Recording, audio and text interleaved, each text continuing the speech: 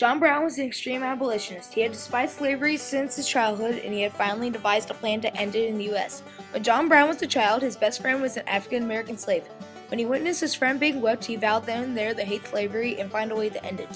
He felt so strongly in this conviction that he was willing to die for it.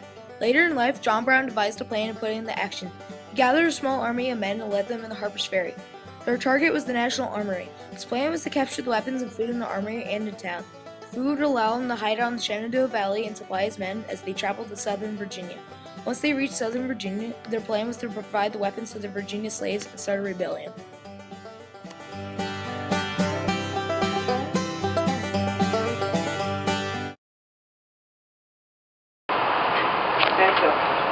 Tonight we will raid Harpers Ferry! Later that night, the raid began. Charge! No! Oh! No!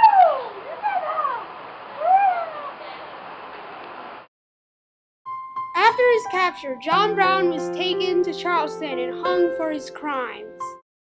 The Battle of Antietam, or Sharpsburg, was the bloodiest day in American history. Confederate General Robert E. Lee and his army marched into Sharpsburg, Maryland, where they later met Union General George P. McClellan's army. Robert E. Lee fought for the Confederate States of America because Virginia had succeeded the Union. Robert E. Lee was willing to do anything to protect Virginia, even give up his life for his home and cause. General Hooker, command your men to confront the rebels. Yes, sir! The Unions are attacking! Prepare to fight! Don't let them destroy your homes! Fight until your dying breath! Fight until you can fight no more! Huzzah! Huzzah! Confederate and Union forces fought in the fields and woods around the battlefield, but by early afternoon the fighting had moved to the center of the battlefield. The Confederates were hunkered down in what they now call Bloody Lane. Union forces couldn't take the lane all day. Casualties kept mounting up on both sides, and the battle came to a draw.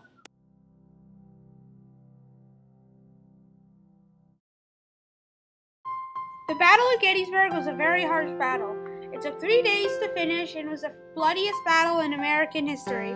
One historical moment was General Pickett's charge. On the third and final day of the battle, Pickett and his men led the Confederate army in a last-ditch charge by Lee. Soon the Confederate army started to flank the Union army. Chamberlain and his men protected the flank and took up positions and repelled the Confederate army.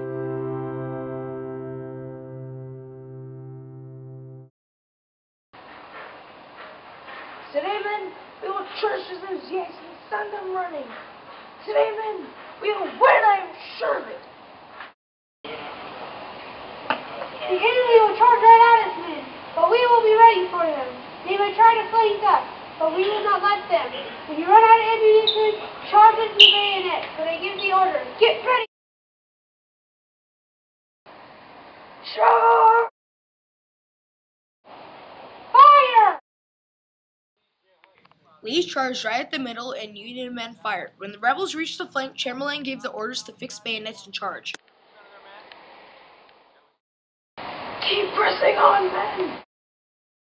Fix bayonets, men! Ready, men! Charge! Chamberlain and his men drove back the rebels towards the middle and helped seal a victory for the Union.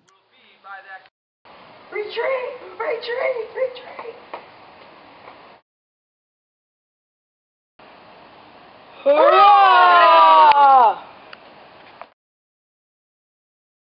All these men displayed leadership and showed that if you fight for what you believe in, chances are it will come true.